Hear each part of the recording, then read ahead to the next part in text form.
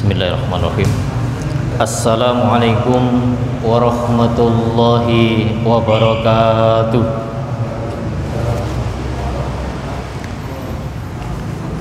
Alhamdulillah alladzi bi ni'matihi tatimmus sholihat wa bi ni'matihi tanzilul barakat. Asyhadu an la ilaha illallah wahdahu la syarikalah wa asyhadu anna Muhammadan abduhu wa rasuluh. Allahumma salli wa sallim ala nabiyyina Muhammadin wa ala alihi wa sahbihi ajma'in, amma ba'du.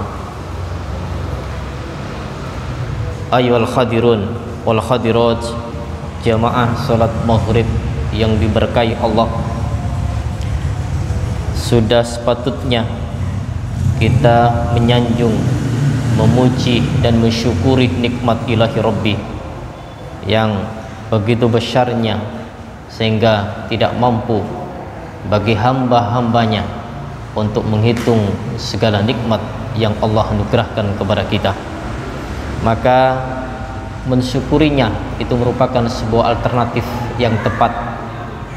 Di samping juga lisan berucap, hati pun juga membenarkan, dan juga praktek dalam aktualitas pun juga telah sedang dan berlangsung untuk mematuhi, tunduk dan patuh atas segala yang Allah perintahkan dan juga Rasul anjurkan kepada kita. Mudah-mudahan dalam segala bentuk kesyukuran yang kita haturkan kehadiratnya menjadikan nilai termulia di hadapan Allah Subhanahu wa ta'ala. Amin. Salawat dan salam semoga tetap terlimpah kepada junjungannya, Rasulnya Muhammad sallallahu alaihi wasallam.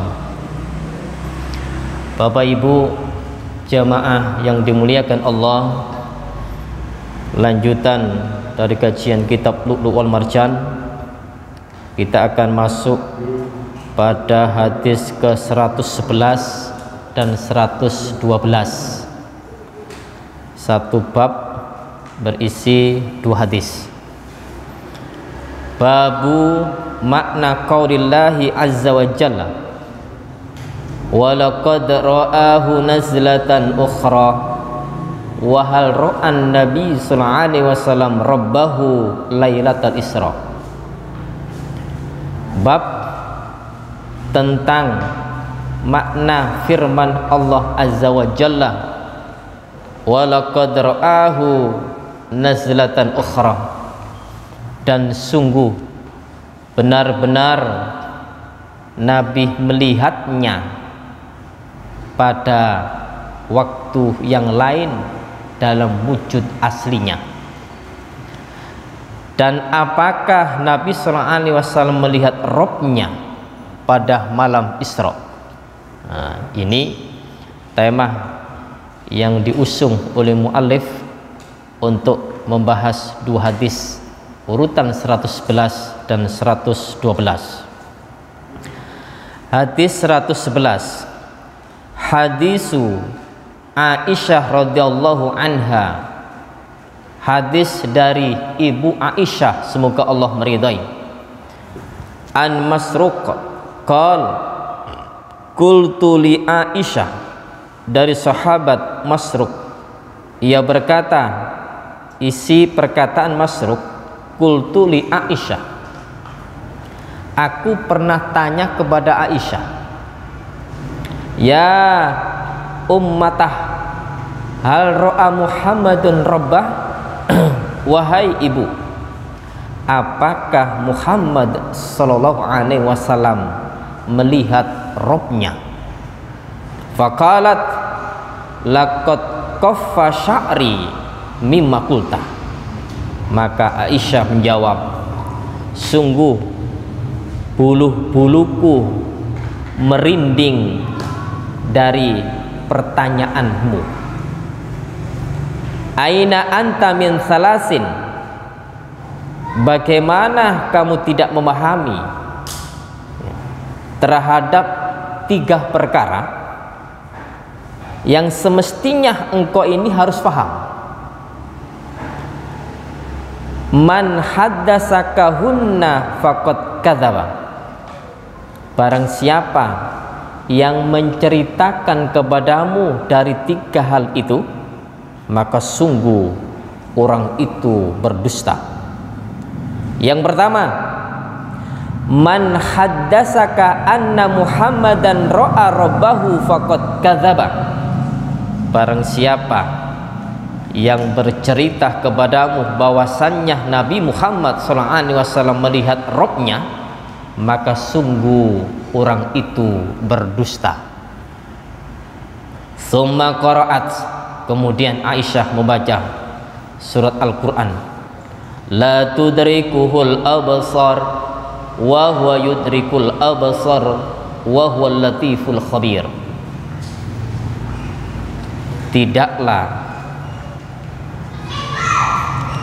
Tidaklah mampu untuk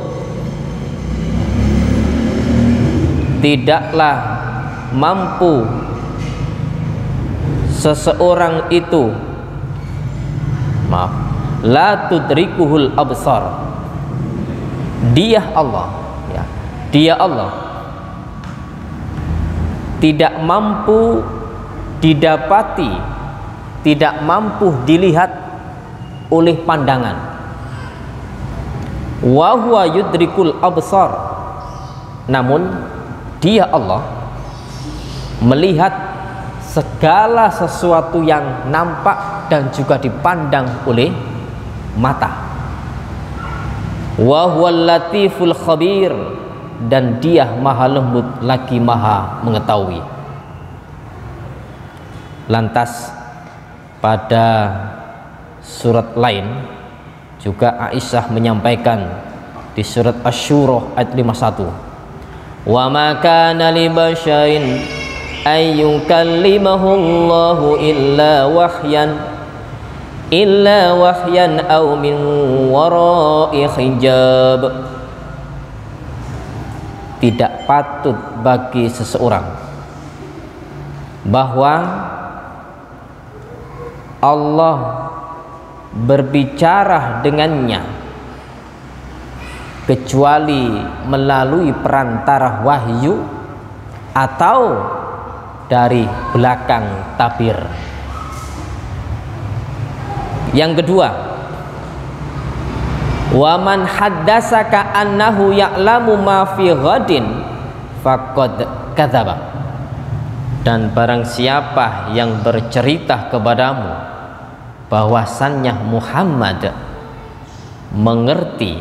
mengetahui apa yang terjadi pada hari esok, maka sungguh orang itu berdusta.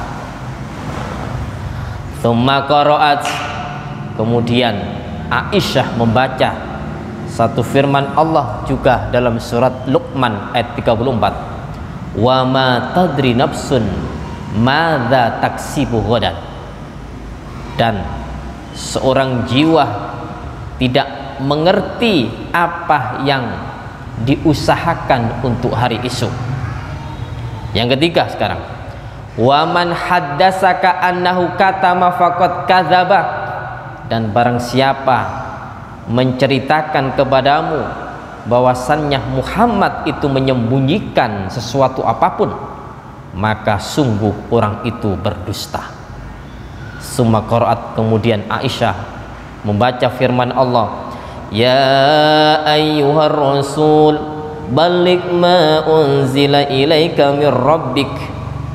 Wahai Rasul, sampaikan apa yang diturunkan kepadamu dari Rabbmu. Al-ayat. Walakinnahu ra'a Jibril alaihissalam fi suratihi marrataini. Tetapi Muhammad melihat Jibril alaihissalam dalam wujud aslinya sebanyak 2 kali. Hadis Imam Bukhari. Satu lagi hadisnya pendek ini. Hadis Aisyah radhiyallahu anha qalat, hadis dari Aisyah, semoga Allah meridhoi, ia berkata, man za'ama anna Muhammadan ra'a rabbahu faqad a'dzam. Barang siapa mengaku bahwasannya Muhammad melihat Robnya, maka sungguh membuat kebohongan yang besar. Walakin qad ra'a Jibril fi suratihi, tetapi beliau melihat Jibril dalam wujud aslinya. Wa khalquhu sadun, dan tubuhnya menutupi ma bainal ufuq, ya, seluruh angkasa. Sebetulnya bisa juga diartikan ma bainal ufuq, menutupi apa yang ada di antara dua ufuk itu, ufuk barat dan ufuk timur. Hadis riwayat Bukhari. Baik Bapak Ibu jamaah yang dimuliakan Allah Subhanahu wa taala, dua hadis inilah yang akan kita kaji, bagaimana syarah penjelasan isi kandungan dari dua hadis itu. Hadis 111, hadis yang dibawa oleh Aisyah, di mana seorang sahabat Masruq bin Al-Ajdah ini, beliau tanya kepada Aisyah. Tanyanya sahabat Masruq bin Al-Ajdah karena ada sebab. Sebabnya beliau menjumpai Ibnu Abbas dan Ka'ab di Arafah. Ka'ab ini tanya kepada Ibnu Abbas tentang apakah Nabi Muhammad itu melihat Robnya di saat Isra wal Mi'raj.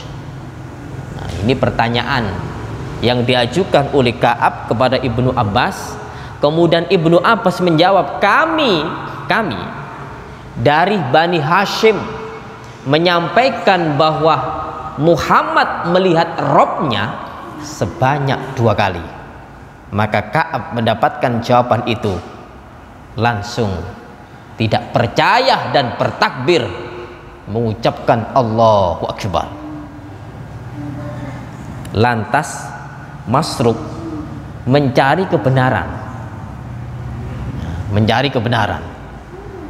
Tentunya dalam diri Masruq muncul, wah ini kalau tanya kepada istrinya langsung, insya Allah akan menemukan jawaban. Ternyata sasaran Masruq langsung ke istrinya, yaitu Aisyah.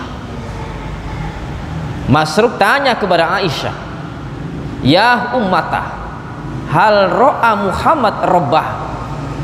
Apakah, wahai ibu, maksudnya ibu dari kaum muslimat, ya, ibunya para ibu, yaitu Ibu Aisyah, istri Rasulullah.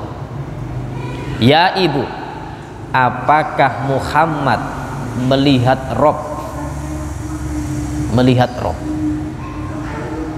Yakni pada saat Mi'raj ini ditanyakan oleh Masruq, apakah Nabi Muhammad saat Isra itu ketika naik ke atas berada di Sidratul Muntaha melihat Robnya? Apa jawab Aisyah? Laqad qafa sya'ari mimma qulta, sungguh benar-benar buluh-buluh romahku ini merinding dengan sebab apa yang menjadi pertanyaanmu ini. Apa sebab sampai Aisyah merinding buluhnya, merinding dirinya, gemetaran? Karena punya keimanan yang amat sangat kuat. Seorang hamba Allah kalau ada suatu yang bahasanya itu nyeleneh, bahasanya itu aneh, dan ini semestinya tidak ada, ya, tidak didengar oleh telinga siapapun, ternyata saat itu terdengar. Sampai muncul mengatakan bahwa Muhammad itu apakah pernah melihat Robnya. Padahal Allah Subhanahu wa taala memang jelas-jelas pada diri Aisyah sampai gemetaran untuk mendengar jawaban mendengar pertanyaan dari Masruq itu, karena sudah tergambar bahwa diri Muhammad tidak pernah melihat robnya. Gemetar. Kita pun juga kalau punya keimanan kuat, ada sesuatu yang menyalahi syariat, ya, menyalahi syariat atau sesuatu yang menyalahi akidah, kita tahu betul bahwa seorang yang menyalahi akidah itu berada di hadapan kita. Kita tahu betul bahwa syariat Islam itu dirubahnya, dicelanya, maka tentu diri kita itu pun juga langsung muncul ketidakterimaan karena bertentangan dengan keimanan. Ini berarti punya keimanan kuat kalau ada sesuatu yang memang betul-betul nyimpang dari syariat, kemudian diketahui langsung oleh orang yang beriman, maka tentu orang yang beriman itu amat sangat kaget. Kalau ada sesuatu dalam syariat yang semestinya tidak ada, kemudian diadakan, lantas orang yang beriman tadi diam-diam saja, biasa saja, slow, maka orang yang beriman ini perlu dipertanyakan keimanannya. Ini orang ini benar-benar iman apa enggak? Ataukah memang hanya sekedar orang itu kelihatan, oh saya beriman, saya Islam. Makanya orang Islam itu fa aslama fa amanah wattaba'u. Orang Islam itu memang menyatakan keislaman, ketika orang itu belum masuk Islam maka syahadat, kemudian beriman kepada Nabi dan mengikuti kepada Nabi. Tapi kalau hanya berislam saja, ketika umat Islam dicela, syariat Islam dicela, maka orang yang beragama Islam tadi tanpa keimanan biasa saja melihat dan mengetahui terhadap syariat Islam dicela.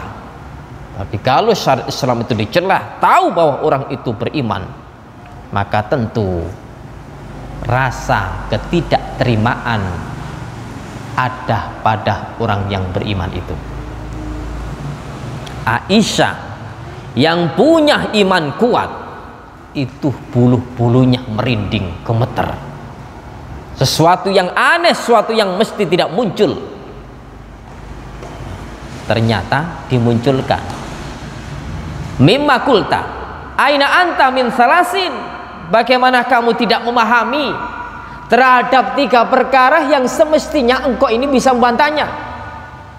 Kata Aisyah, man haddasakahunna faqad kadzaba, barang siapa yang bercerita 3 hal yang semestinya itu tidak diceritakan, orang ini berani menceritakan 3 hal itu dan membenarkan 3 hal itu, maka sungguh orang yang bercerita itu dusta. Pakai lafaz kadzaba, dusta. Yang pertama, apa 3 hal itu? Man haddasaka anna Muhammadan sallallahu alaihi wasallam ra'a rabbahu faqad kadzaba. Barang siapa yang bercerita kepadamu bahwa Muhammad melihat Robnya, maka sungguh orang itu berdusta. Nah, sekarang kita perhatikan bahwa munculnya hadis ini dengan sebab Masruq tanya kepada Aisyah. Aisyah mendengar dari jawaban Ibnu Abbas bahwasannya Ibnu Abbas tahu bahwasannya Nabi Muhammad itu melihat Robnya menurut Ibnu Abbas dan katanya Bani Hashim.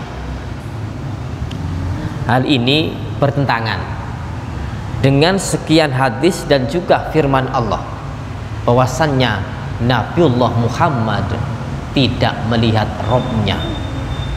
Abu Dzar Al-Ghifari dalam hadis Bukhari, beliau pernah tanya kepada Rasulullah, ya Rasul, Abu Dzar mengatakan, sa'altu ila Rasul sallallahu alaihi wasallam, aku pernah tanya kepada Rasul sallallahu alaihi wasallam, hal ra'aita rabbak, kata Abu Dzar, wahai Rasul, apakah paduka itu melihat Rob paduka?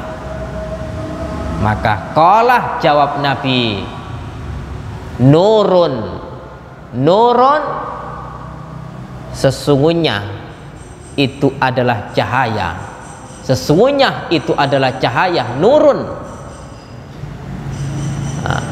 Anni ro'ahu, cahaya, sesungguhnya aku benar-benar melihat. Nurun, nurun, nurun ro'a, nurun ro'ani arohu, cahaya, maaf, nurun anni ro'ahu, cahaya, sesungguhnya aku melihatnya.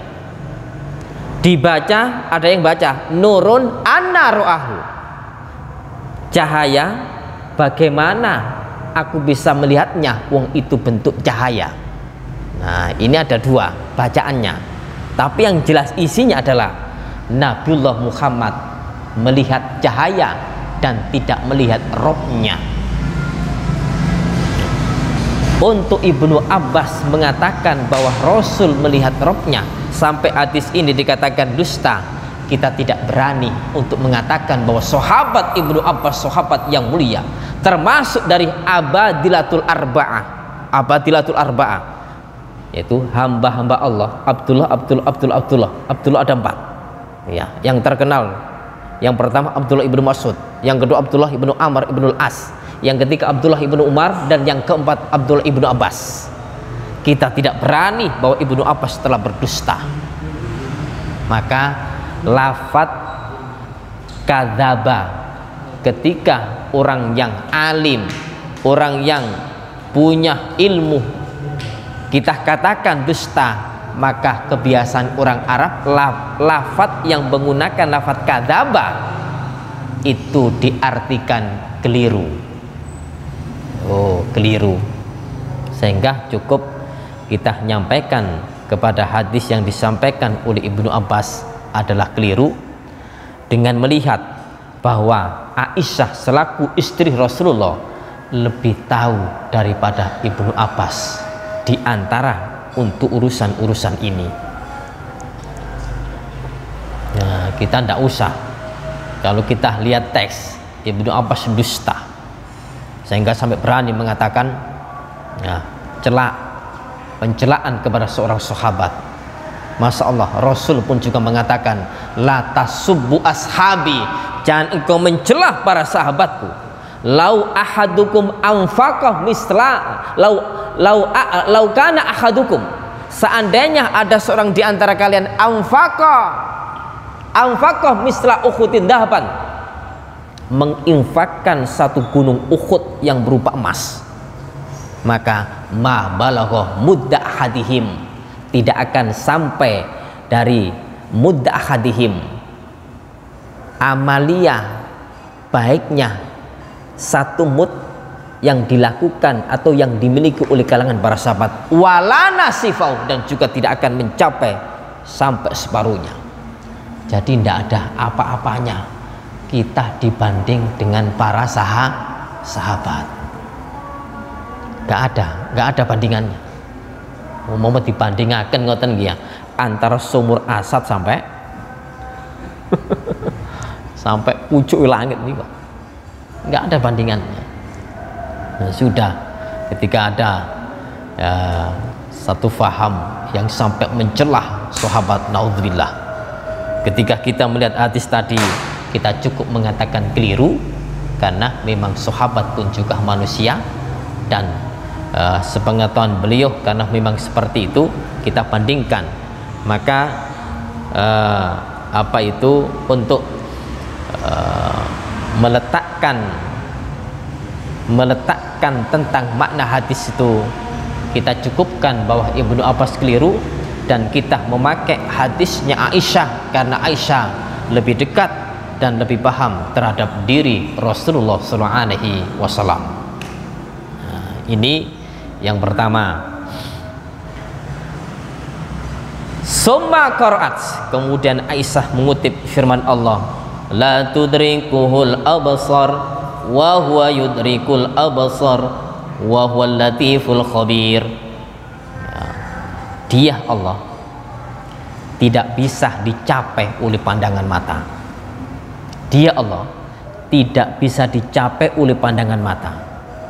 Dalam tafsir Ibnu Katsir, ya, dalam tafsir Ibnu Katsir, bahwa penjelasan dari ayat ini, seorang hamba yang beriman, nah ini sudah mengerucut kepada orang yang beriman, karena kelak yang masuk surga itu adalah orang-orang yang beriman.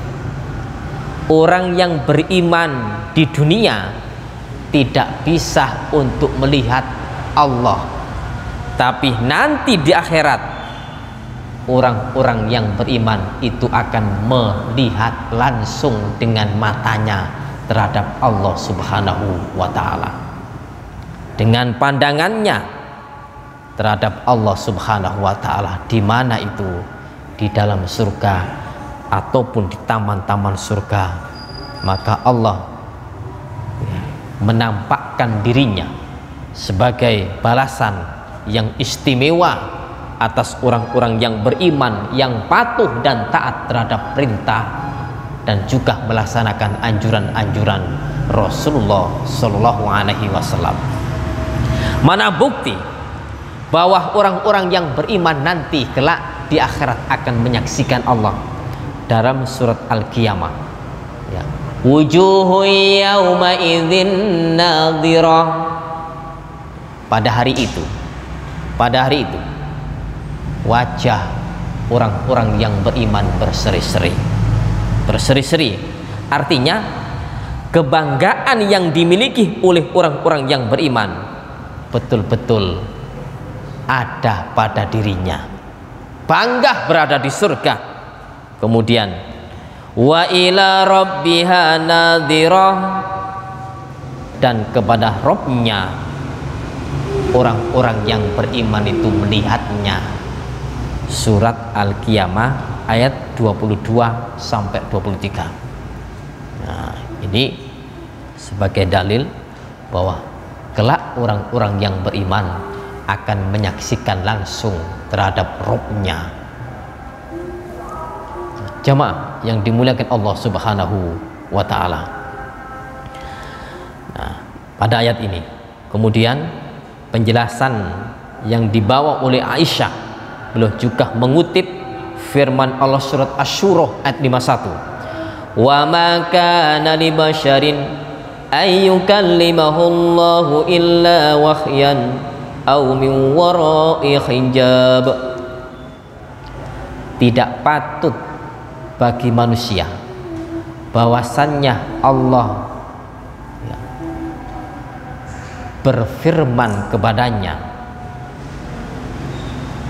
illa wahyan, melainkan dengan perantara wahyu, au min wara'in hijab, atau dari belakang tabir.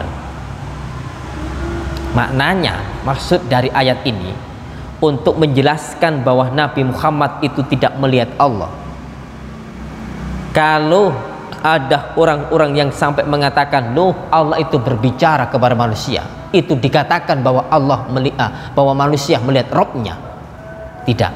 Tapi ketika Allah berkalam, ya, berbicara kepada hambanya yang Allah kehendaki, maka itu pun cukup sebagai perantara wahyu ataupun di belakang tabir. Kita lihat juga firman Allah surat Al-A'raf ayat 143, kisah Nabiullah Musa. Ketika Nabi Musa ingin bermunajat ke hadapan Allah di atas gunung Sinai yang Allah letakkan tempatnya, kemudian Nabiullah Musa bermunajat memohon kepada Allah, ya Rabb, aku memohon engkau tunjukkan dirimu di hadapanku sehingga aku bisa melihatmu. Apa kata Rabb? Engkau tidak akan bisa melihatku, namun lihatlah gunung itu. Ketika engkau melihat gunung itu tetap sedia kala, maka engkau berarti melihatku. Namun apa yang disaksikan oleh Musa ketika gunung itu dilihatnya langsung hancur luluh. Melihat hancur luluh, maka Musa langsung saat itu tidak sadar. Maka bangun, beliau mengatakan subhanallah, subhanakallahumma, maha suci engkau, maha suci engkau. maka aku bertobat dan akulah orang yang pertama-tama menyatakan keimanan.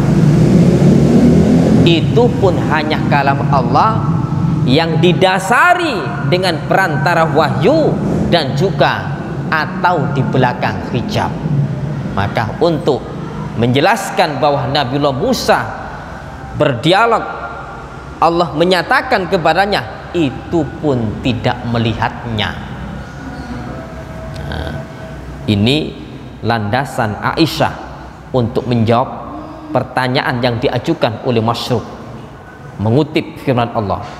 Lantas yang kedua, wa man haddasaka annahu ya'lamu ma fi ghadin faqad kadzaba. Dan barang siapa yang bercerita kepadamu bahwa Muhammad mengerti apa yang terjadi pada hari esok, maka orang itu berdusta. Tuh, Nabi Muhammad itu tidak tahu ya, tentang kejadian hari esok itu bagaimana. Seorang ini akan melakukan suatu besok hari, nah, itu bagaimana?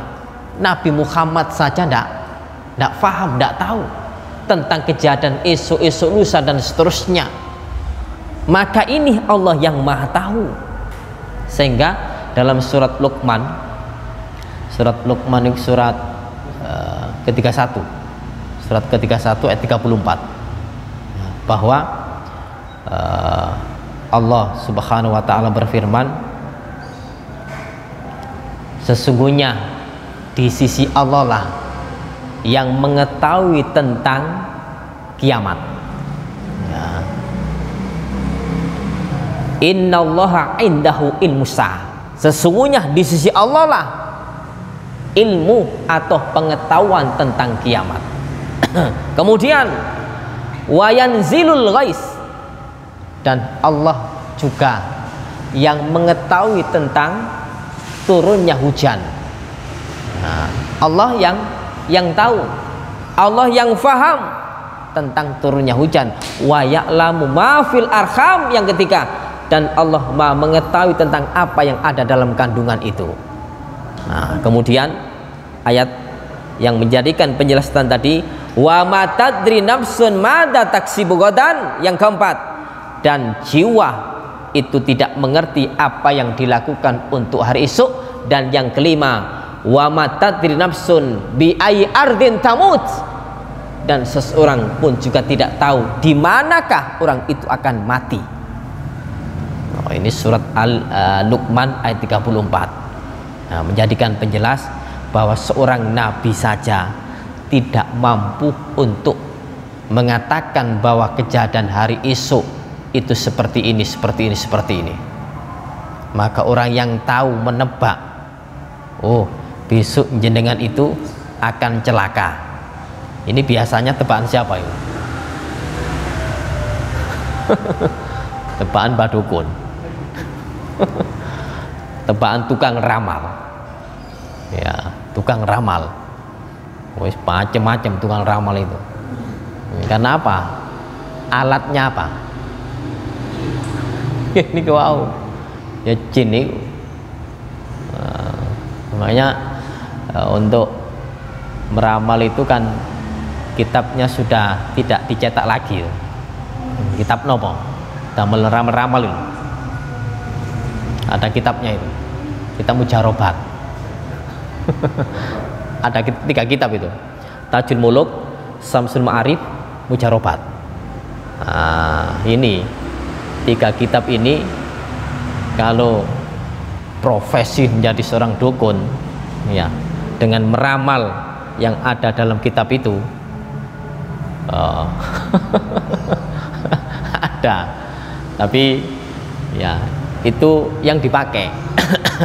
Ya, dukun-dukun itu yang makainya itu diantaranya. Kalau dukun yang tanpa itu loh ya, tanpa jimat ya, ngotak-ngatik kitab, kemudian ujung-ujungnya nanti pun juga mengarah ke sana.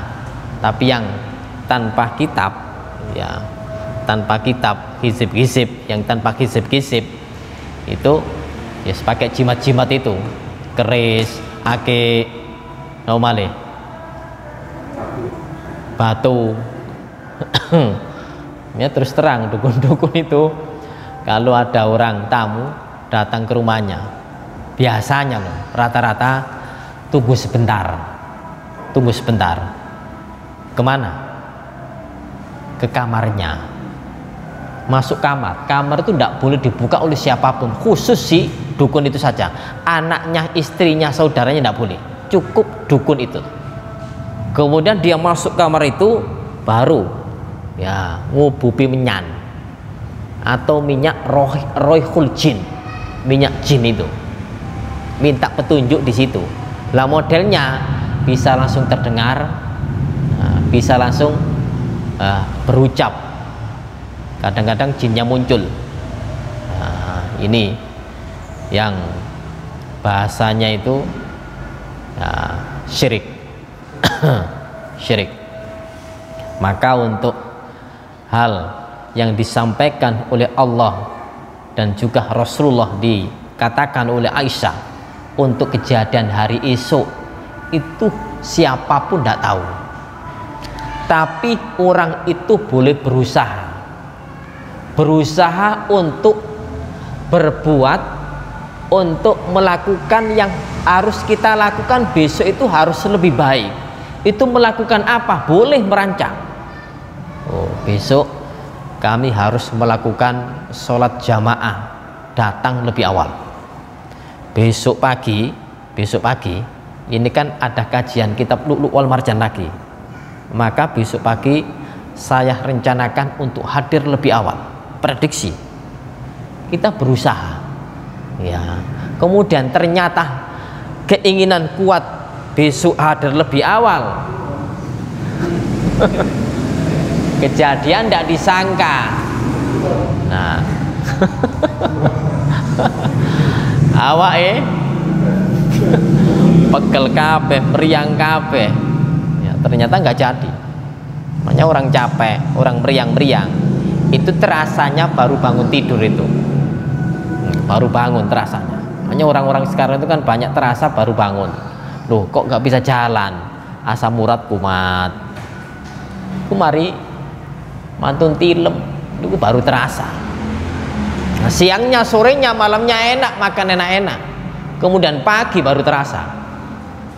Nah ini kita semua sama-sama menjaga dan berusaha untuk menjadi hamba yang terbaik di kemudian hari ya. Kita punya angen-angen, besok harus lakukan amal soleh, boleh. Nah kita berencana, punya niatan, dan harus bagi umat muslim, orang-orang yang beriman, punya target untuk memperbaiki diri agar menjadi hamba yang lebih soleh dari hari-hari yang sebelumnya. Lantas yang ketiga, waman haddasaka annahu katama faqad kadzaba, dan barang siapa yang bercerita kepadamu bahwasanya Nabi Muhammad itu menyembunyikan apa yang beliau dapati, maka sungguh orang itu dusta. Nabi Muhammad dapat wahyu, punya ilmu yang harus disebarkan kepada seluruh umat. Maka Aisyah mengutip satu ayat, ya